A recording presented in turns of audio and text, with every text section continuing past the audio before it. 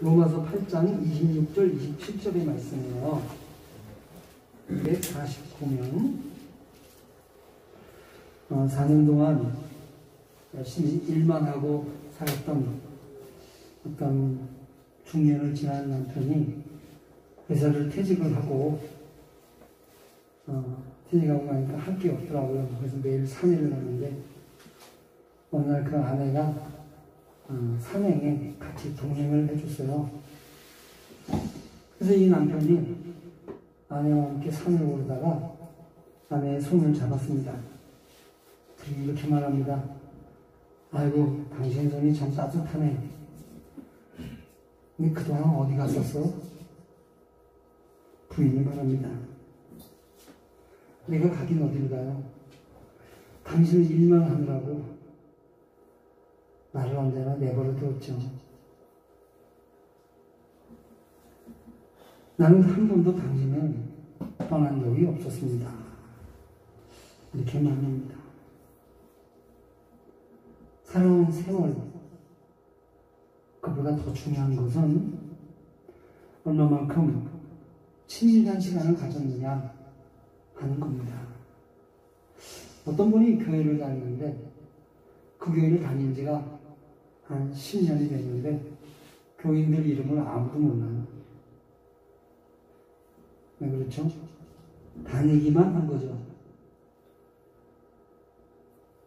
아무리 좋은 사람도 교제하지 않으면 알 길이 없습니다. 몸만 같이 있는 것은 함께라는 말을 쓸 수가 없는 거예요. 성경에는 서로라는 말이 굉장히 많이 나옵니다. 그렇습니다. 인생이란 그 사람 인자도 그렇잖아요. 서로 같이 있는 거잖아요. 또 신앙이란 언제나 공동체적인 것입니다. 그래서 서로를 교류하고 교제하는 것입니다. 서로가 아니면 그건 아닌 것입니다. 우리가 그런 말 쓰잖아요. 아유, 내가 당신을 만난 게 인연이야. 참 우리가 이렇게 좋은 인연을 맺었어. 근데 여러분 가만히 생각해 보세요. 그 인연이라는 것은요, 교제를 하기 때문에 만들어지는 거예요. 이렇게 말하면 좀 심한 말일까요? 살면서 교제하지 않는 삶이란 산 게 아니다. 그렇잖아요? 부부가 살면서 아무런 교제 없이 밋밋하게 산다면 얼마나 재미없는 삶이겠습니까? 교회 나와서 성도들이 서로 사랑의 교제를 하지 않고 신앙생활을 한다면 얼마나 건조한 믿음생활이 되겠습니까? 하나님을 믿는다고 하면서 하나님과 깊은 교제를 갖지 않는다면 이것이 어찌 신앙이겠습니까?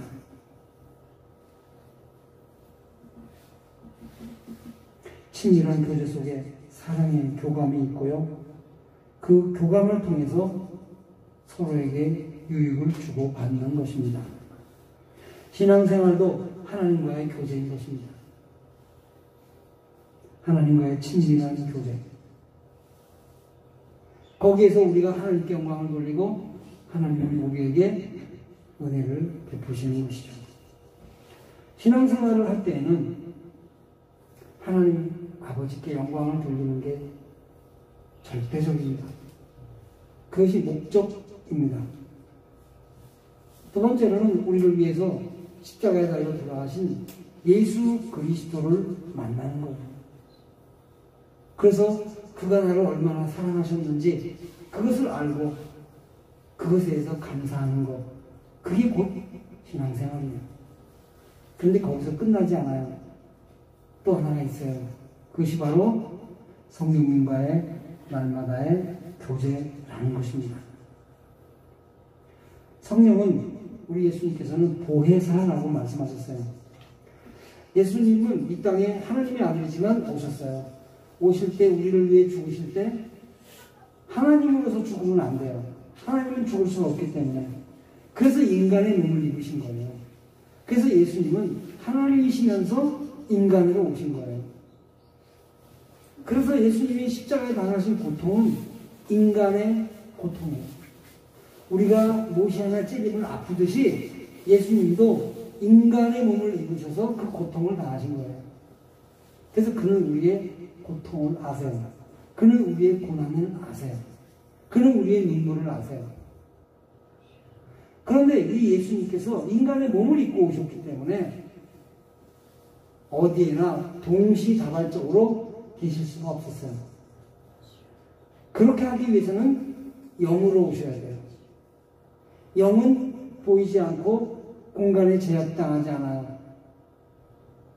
무소부재할 수 있어요. 어디든지 계시고 항상 할 수 있어요. 동시에 우리나라도 계실 수 있고 북한에도 계실 수 있고 중국에도 계실 수 있어요. 이분이 바로 보혜사 성령님이에요. 예수님은 하늘로 승천하시면서 그 모든 권한을 성령님께 인계하셨어요.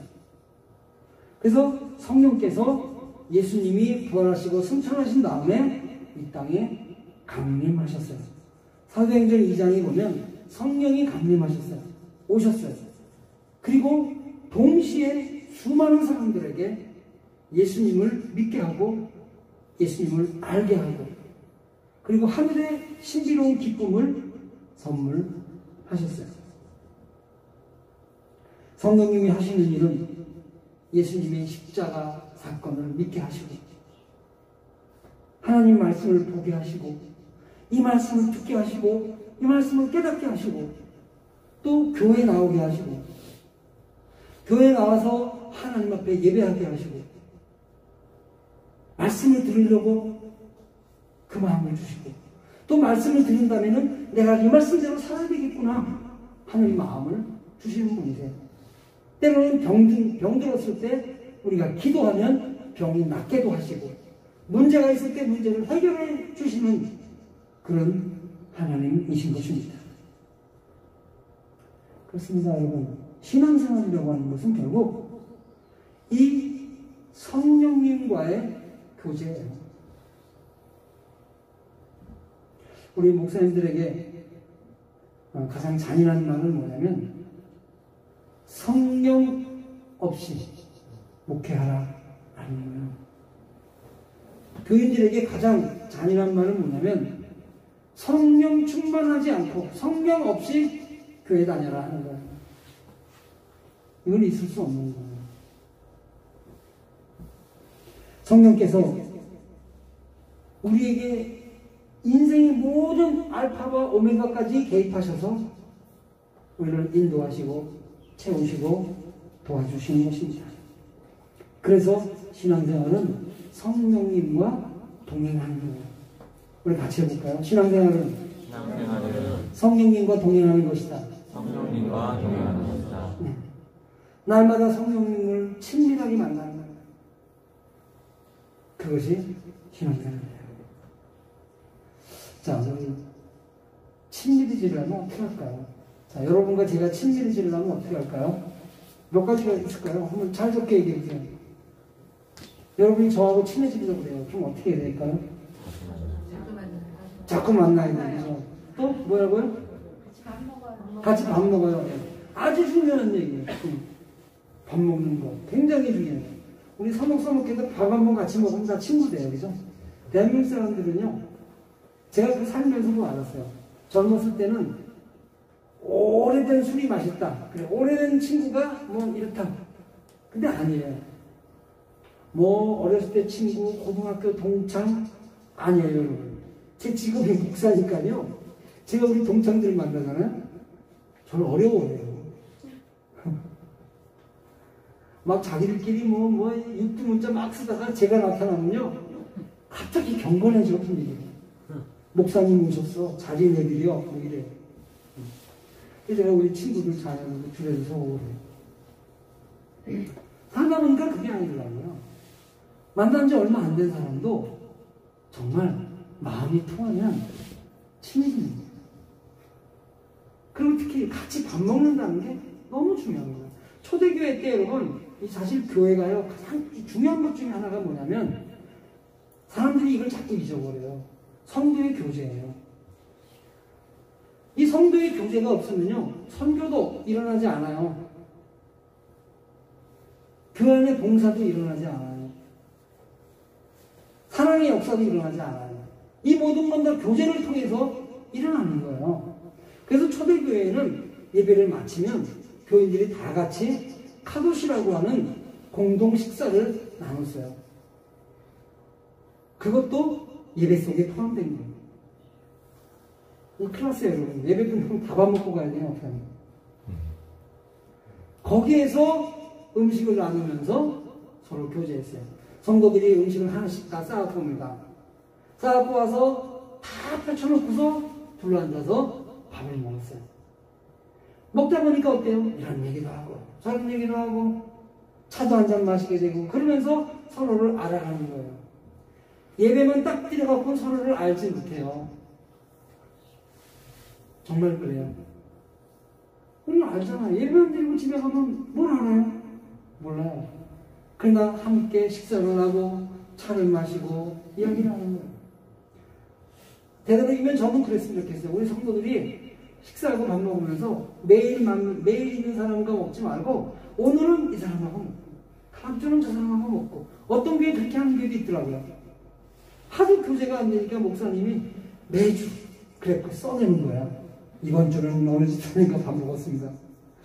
제가 그거 좀 그런 것 같다 얘기하지만 어쨌든 친해지려면 여러 가지들이 있어요. 자, 어떻게 하면 성령님과 친해질까요? 첫째는 우리가 성령님에 대한 신뢰를 가져야 해요. 성령님은 언제나 우리와 함께 계신다는 것. 하나님은 무조건 임마누엘이에요. 임마누엘의 뜻이 뭐예요? 하나님이 우리와 함께 하신다는 거예요. 이 성령님은 우리가 예배 때뿐만이 아니라 마트에서 물건을 살 때도 우리가 함께 밥을 먹을 때도 늘 동행하시는 거예요. 어느 책에서 읽었어요. 어떤 사람이 주일날 교회가 돼서 교회 예배를 드리기 위해서 왔어요. 와가지고 이 사람이 예배를 탁 드리면서 이렇게 인사를 했대요. 기도했대요. 성령님, 한 주일 동안 이곳에서 잘 지내셨나요? 저도 한 주일 동안 세상에서 잘 지냈어요. 안녕하세요. 그때 성령님께서 그렇게 말씀하셨대요. 야, 섭섭하다. 난 여기만 있는 게 아니야. 너 마트 가서 너 오징어 땅콩도 샀지? 나 그때 너 있었어. 같이 있었어. 근데 너 나한테 눈길 한 번 안 주더라. 일주일 내내 내가 너를 따라다녔어. 너와 함께 있었어. 네가 직장에서 일할 때 일하고 막 힘들어하고 막 그럴 때 내가 옆에 있었어. 그렇습니다. 성령님은 언제나 함께 하세요. 여러분 이걸 잊지 마세요. 내가 가는 길에 어려움을 만났어요. 울고 싶어, 속상해, 난감해. 여러분 그때 성령님을 부르세요. 성령님은 여러분과 함께 계시는 분이십니다. 언제나 함께 하십니다. 제가 작은 간증을 할게요. 어제 제가 기도하고 토요일이면 제가 이제 이렇게 이걸 다 이렇게 세팅을 해요. 세팅을 하는데 어제 아프더라고요. 그래서 순간적으로 그랬어요. 오늘 되게 힘드네요. 하나님, 예배당을 어디 사야 되겠어요. 마음에 그랬거든요. 근데 갑자기 제 안에 확 오는 마음에 딱 오는 마음이 있었어요. 내가 힘줄게. 내가 너한테 힘줄게. 정말 제가 순간적으로 그 음성을 가슴에서 팍 받았어요. 신비롭게요. 제가 콧노래 부르면서 세팅을 했어요. 늘 그렇게 하지만, 늘 찬송 부르면서 하지만, 그냥 어제는 그렇지 못했거든요. 성령님께서는 나를 너무 사랑하시는 거예요. 그리고 그분은 저한테는 말씀하세요. 내가 네 옆에 있는 거 알지? 아니, 내가 네 속에 있는 거 알지? 우리가 언제 힘을 얻습니까? 전능자가 나와 함께 있다고 할 때, 우리가 아무리 힘들고 어려운 일이 있다 할지라도 정말 능력자가 내 옆에 든든히 딱 있을 때 우리 힘들지 않을까? 짧은 시간이지만 그것을 경험했어요. 여러분, 성령님은 어디나 계십니다. 여러분이 잠잘 때도 여러분 지켜주시고, 여러분이 운전할 때, 길을 걸어갈 때, 때로는 누구로부터 상처를 받았을 때일지라도 성령님은 여러분과 함께 하시는 믿으시기 바랍니다. 어떤 목사님은 하루에 10분씩 노트에 기록한대요. 성령님께 인사를 쓴대요. 좋은 방법인 것 같습니다. 그렇습니다. 두 번째는 성령님과 매일 만나는 거예요. 이 대화라는 게 말입니다. 단순히 언어 교환이 아니에요. 이 대화라는 것은요, 마음의 교환. 가만히 생각해보면 인간의 모든 일들이 대화를 통해서 다 되는 거 아니에요? 왜 나라가 어지러워요? 왜 정치인들이 매일 싸워요? 대화가 안 되는 거예요. 언어 교환이 있는데 대화라는 게 없는 거예요. 그러니까 마음의 교통이 없는 거예요. 서로의 입장을 생각하고 국민의 입장을 생각해야 되는데 자기들 입장만 다 생각하고 얘기하는 거예요. 언어의 교환만 있지 마음의 교환이 없는 거예요. 제가 안타까운 게 늘 있어요. 어디 가든지. 뭐냐면 왜 사람들은 마음을 나누지 않을까? 왜 사람들은 자기 마음을 열지 않을까? 제가 많이 부르는 찬송 중에 하나가 그거거든요. 내가 먼저 손 내밀지 못하고 내가 먼저 이해하지 못하고 정말 가만히 생각해보면 그러거든요. 진정한 만남이 없어요. 여러분, 우리의 신앙이 종교적인 것이 될 때 우리의 마음은 빈곤해져요. 종교적으로 와서 종교적인 노래를 부르고 종교적으로 앉아있고 가면 무엇이 되겠습니까? 정말 중요한 것은 하나님과의 대화예요. 여러분, 하루에 얼만큼 여러분 성령님과 대화를 나누십니까? 성령님 안녕하십니까? 라는 책이 있어요. 그 목사님 아침에 눈 딱 뜨면 제일 먼저 하는 말이 그런 게요. 성령님 안녕하세요. 잘 잤어요. 오늘도 저하고 하루 같이 가요. 아주 어린아이 같은 글 같은데 사실은 그게 우리 신앙생활이에요. 만나는 겁니다. 그리고 대화하는 것입니다. 교회를 가리켜서 하나님의 백성들의 모임이라고 그래요. 모임이 뭐예요? 모임은 서로 교류가 있는 거예요. 우리에겐 두 가지 교류가 있어야 돼요. 하나는 하나님과의 교류, 성령님과의 교류, 하나는 성도와의 교류. 그런데 성령님과의 교류가 있을 때 사람들의 교류가 진실해지는 거예요. 우리가 하나님 앞에 선다면, 하나님 앞에, 성령님 앞에 우리가 바로 서서 그분의 음성을 듣는다면 우리의 수평적인 삶은 사실은 저절로 해결이 돼요. 왜요? 성령 앞에서 하나님의 음성을 우리가 들어보세요. 그리고 세상을 바라보세요. 용서되지 않는 사람이 있나요? 해결되지 않는 일이 있나요? 그렇습니다. 우리의 모든 인생과 신앙의 키는 성령님과의 친밀한 교제라는 것입니다. 여러분, 한 가지 결단하세요. 아침에 눈을 뜨면 제일 먼저 성령님 안녕하세요. 밤사이 지켜주셔서 감사해요. 오늘도 하루 시작해요. 저와 동행하시는 것, 제 곁에 있는 거 제가 잊지 않게 해주세요. 뿐만 아니라 여러분들이 일터에서 일을 할 때에도 어려움을 만났을 때도 성령님께 도움을 구하세요. 그분과 대화하세요. 그분을 자꾸 만나세요. 이 만남에는요, 언제나 선물이 따라요. 그렇지 않습니까? 만남에는 선물이 따라요. 모르는 사람에게 주는 건 뇌물이지만 만남이 깊은 사람이 주는 건 선물이에요. 우리가 성령님을 깊이 만나게 되면 어때요? 성령님께서 가지고 있는 귀한 하나님의 보물 같은 선물들을 주시는 거예요. 여러분, 만남이 없으면 선물도 못 받아요. 없어요. 제가 여러분들에게는 무엇인가 작은 거지만 선물할 수 있지만 지나가는 사람들에게 선물을 주지 않아요. 왜요? 아무런 만남이 없으니까. 저 사람들하고 나는 친밀한 교제가 없어요. 이 친밀한 교제라는 것 속에는 단순히 대화의 문제만이 아니라 그 상대방들이 가지고 있는 것들을 교류하는 거예요. 우리가 성령님과 친밀해질 때 그분을 찬송해요. 우리가 성령님과 친밀해지면 성령님께서 우리에게 주실 수 있는 아까 말씀드린 하나님의 은혜, 삶에 필요한 많은 공급하는 것들, 지혜,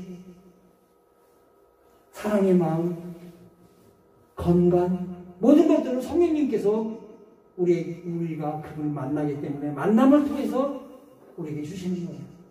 왜 우리가 예배의 은혜를 받죠? 예배라고 하는 하나님과의 만남을 통해서 은혜를 받는 거예요. 단도직입적으로 얘기합니다. 이 시간에 예배하지 않아요. 어찌 은혜를 받을 수 있어요? 받을 수 없어요.